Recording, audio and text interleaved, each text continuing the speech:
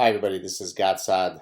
The tsunami of lunacy keeps smashing on the shores of reason, compelling me to always return to post yet another SAAD Truth clip on days when I had no intention of posting such clips. Today I'd like to briefly discuss faux chief lion snake Elizabeth Warren's recent release of her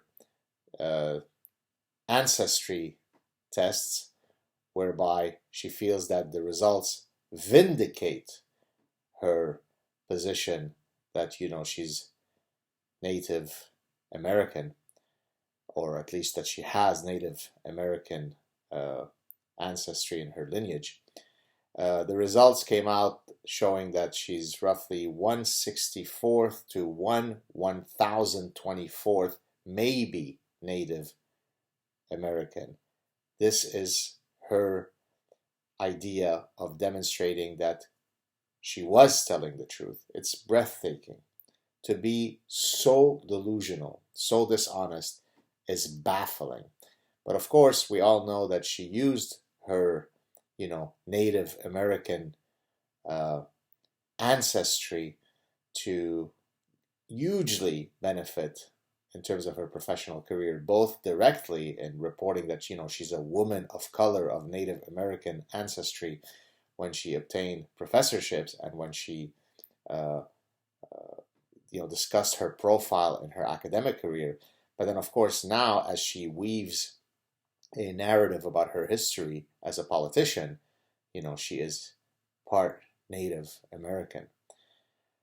So a couple of points that I want to make here, points that you will find nowhere else but here, for I am the general of reason.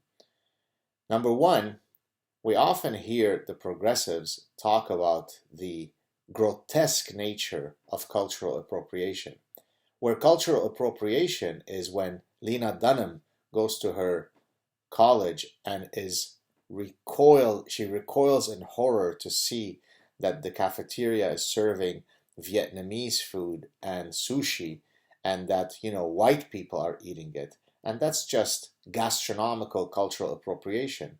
We see it when someone of African American descent gets incredibly upset when a white person wears their hair using dreadlocks, because that's apparently cultural appropriation of hairstyles that should only be worn of people of a certain descent.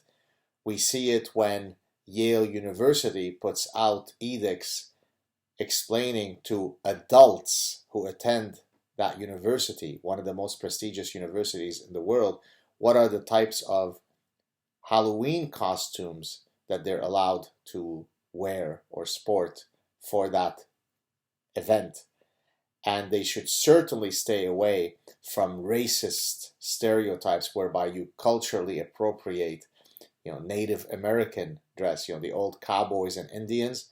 Don't do it if you're not Native Indian. So all of those things are hugely important to make sure that all of those racist white people don't engage in cultural appropriation.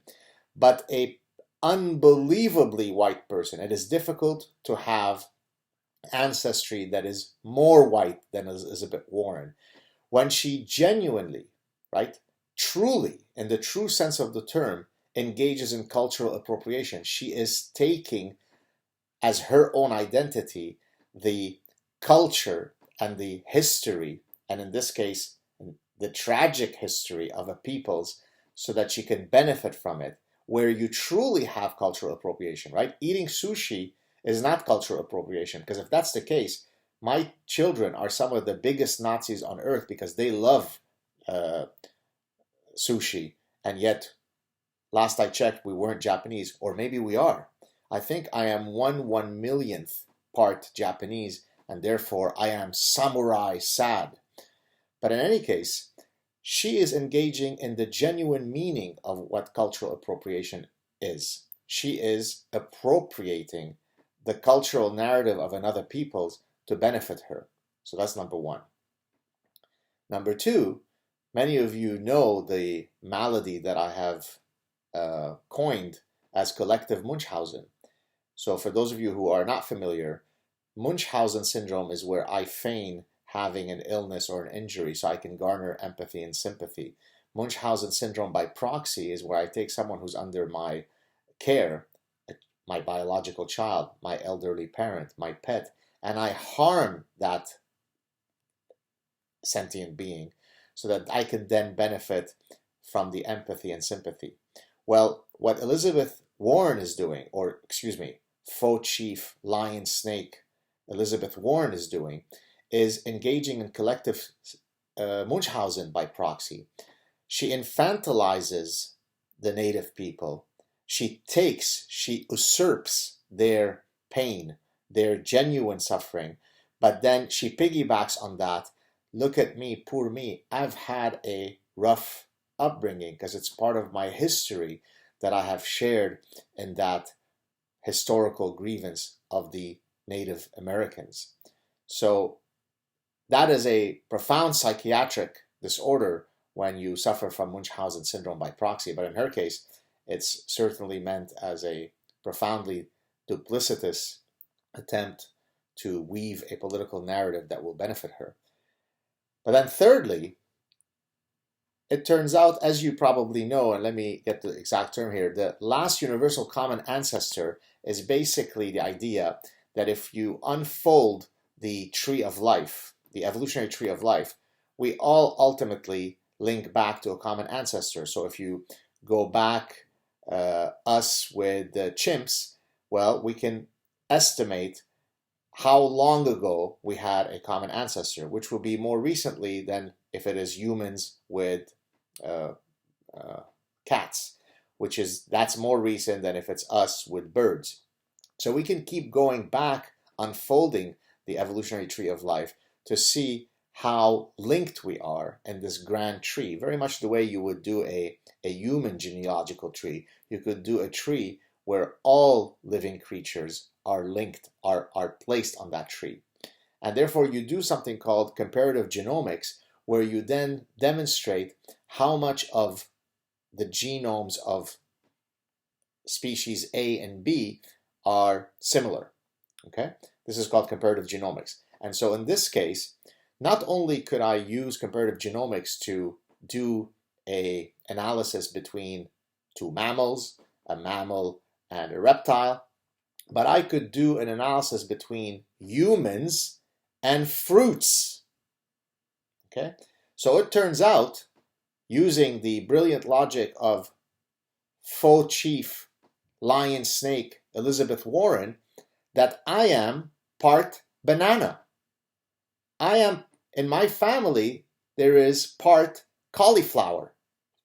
So from now on, I want fruit-based affirmative action, for I am part of the family of cauliflowers. It is simply incredible that someone could lie about their personal history and benefit from it in the way that she has, and yet there is a yawn of apathy. Or what I get on Twitter, but bruh, what about Donald Trump?